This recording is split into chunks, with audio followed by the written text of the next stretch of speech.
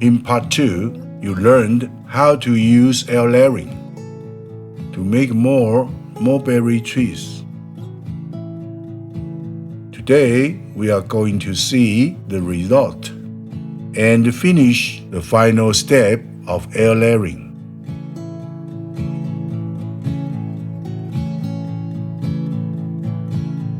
After 2 months, the tree has grown new leaves and therefore new roots. So, let's take off the training part and have a look. Cut off the PVC tape with a carving knife or scissors. Don't cut too deep. Be very careful. We used sphagnum moss because it is easy to clean. It keeps the roots moist and at the same time allows them to breathe. If you haven't already, check out part 2 to see how it was made. I will leave a link down below. Finally, the training part has come off.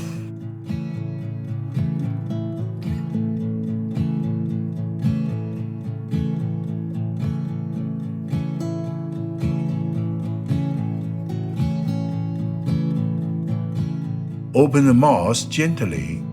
Looks like the roots has grown all around it. Let's separate the tree first. Sorry, ants, you can't live here anymore. Now use the pruning shears to cut at the bottom line. The tree is too thick, so I asked my apprentice to help. There. Now we have 2 mulberry trees.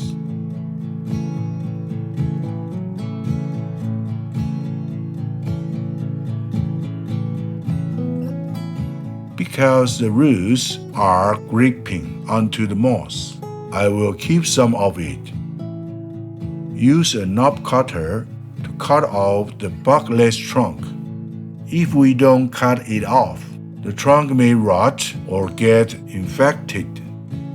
Cut as close as you can to the roots.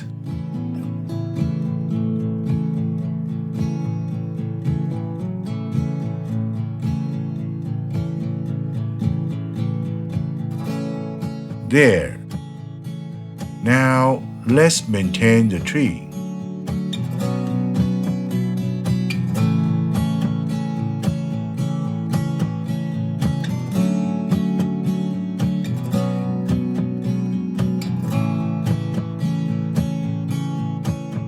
Okay, let's pick a part for the tree.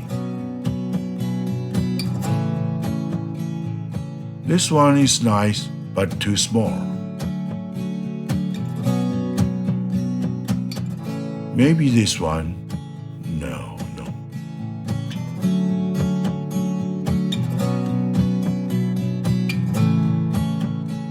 This one is pretty, but still too small.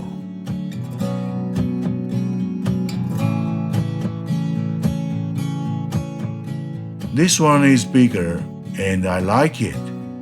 I will pick this one. Again, we have to prepare the part. Putting mesh at the bottom of the part can stop the soil from leaking out. Of course, you don't always have to for every part.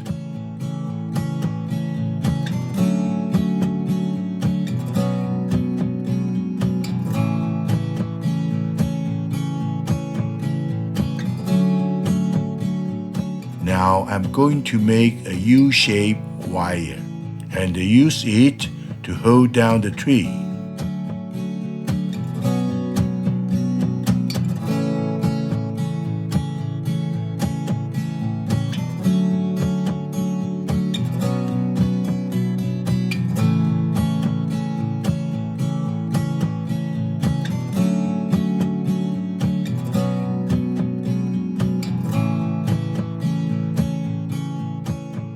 Add a layer of soil. pop the tree in and use the arms of the wire to hold the tree down.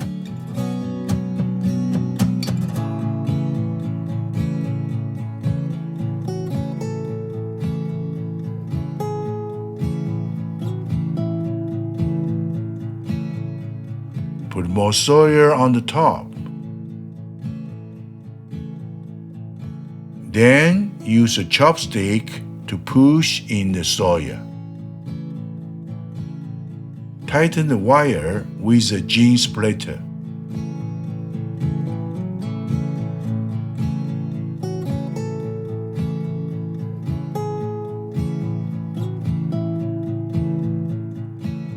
Then tighten the wire from the bottom of the part, so the tree is fully secured.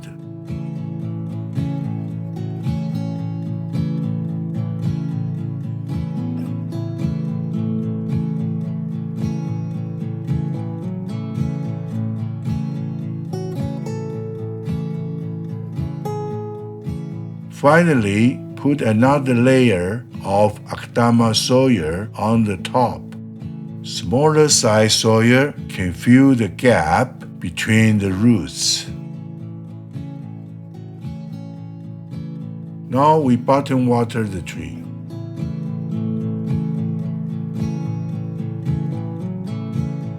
I water with a spray bottle as well, so the tree won't dry up so quickly. What a wonderful Shohin bonsai tree!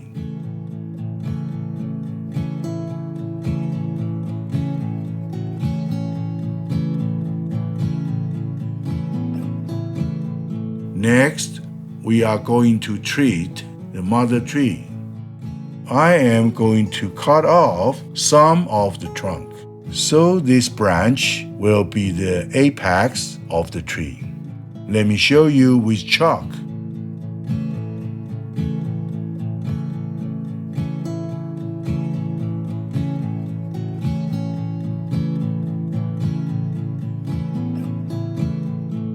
So all these can be cut off.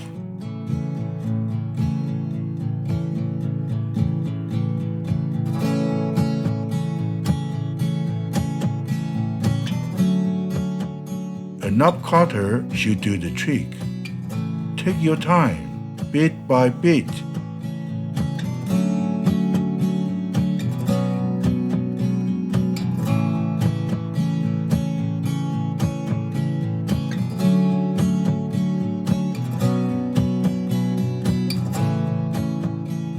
Now use a carving knife to clean up the cut, so the trees can heal better.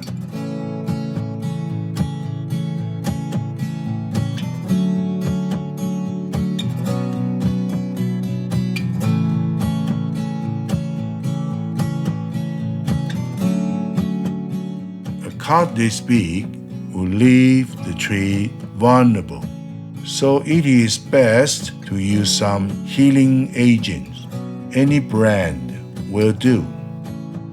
Just apply some on the wound and spread all around it. This will reduce the chance of infection and help the trees heal faster. Simple.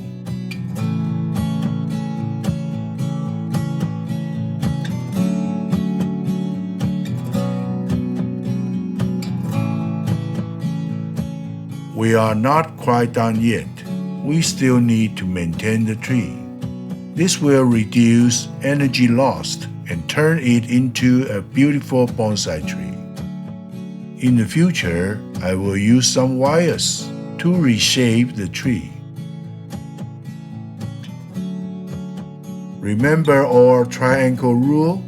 Cut off the ones that are printing up or growing inside the curve.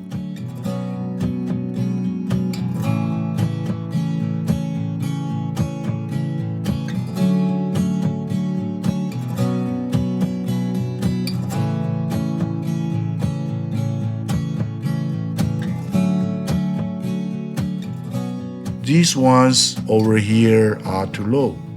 and it is covering up the trunk. So I am cutting them off.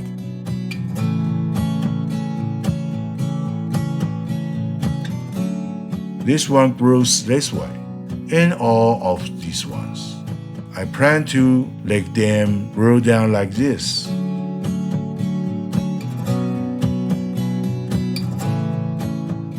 This one we can keep. Maybe it can grow this way in the future. Now you can apply some fertilizer. You can use a well-balanced NPK fertilizer or ones that have higher nitrogen. This will boost the tree's growth. Now about the roots branches. You can keep it as cuttings. Just cut off some of its leaves and fruits. The reason that we keep some of its leaves is because we have already done that 2 months ago when we repot the tree. Forcing it to regrow its leaves again would lose too much energy, so keep that in mind. So there you have it. We have successfully separated and made 2 shohi mulberry bonsai trees.